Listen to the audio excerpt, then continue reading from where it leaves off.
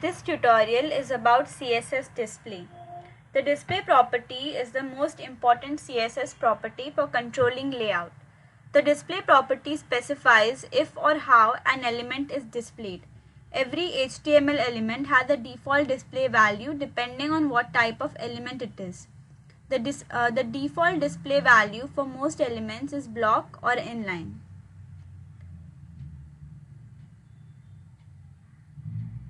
A block level element always starts on a new line and takes up the full width available. That is, it stretches out to the left and right as far as it can. We have already studied block level elements.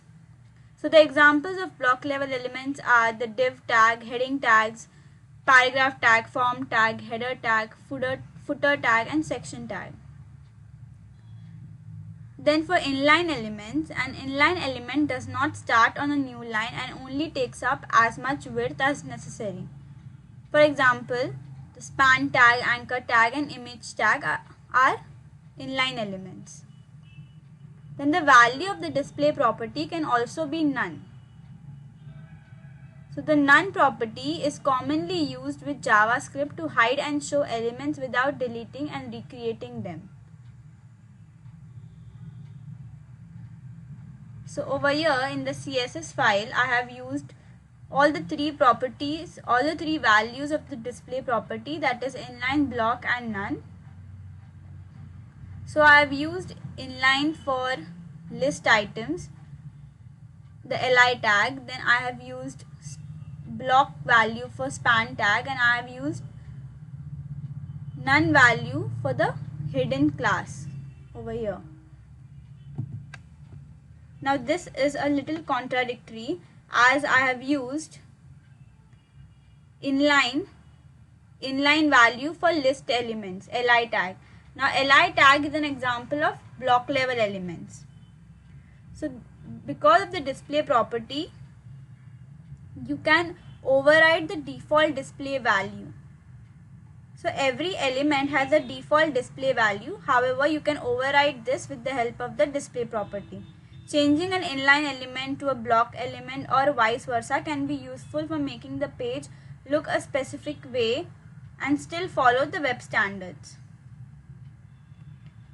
So again, span is an example of inline level element, but I have given the value block for the span tag. So first we will see how the first two values look on the browser, that is inline and block. So this is how it looks. As I said, li tag is an example of block level element, but I have in the CSS file I have given the value inline, and that is why the list items are displayed in one line. Similarly, span tag is an example of inline element. So over here, I have written two span tags. So which means it should have been in one single line. But as you can see over here, the two lines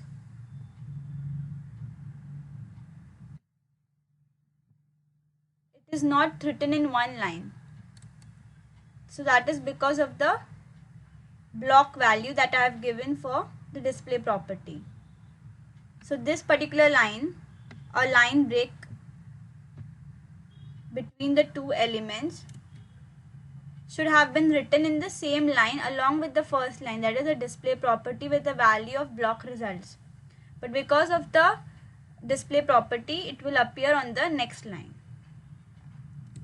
And then, as I said, you can also use the value none for display property, which I have used here, and I have written it for the hidden class, which means it will hide this particular heading, that is, this is a hidden heading. So I have written this in the HTML file, but you will see that it will not appear on the browser. There is only one heading and one paragraph, but in the HTML file there are two headings and one paragraph. So because of the none value, it will hide this particular heading. Now if I remove the none tag, which is, and if I write block as the value, now there are two headings and one paragraph.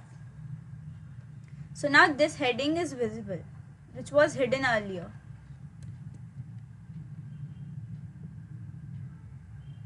So that is all you need to know about the display property. Thank you.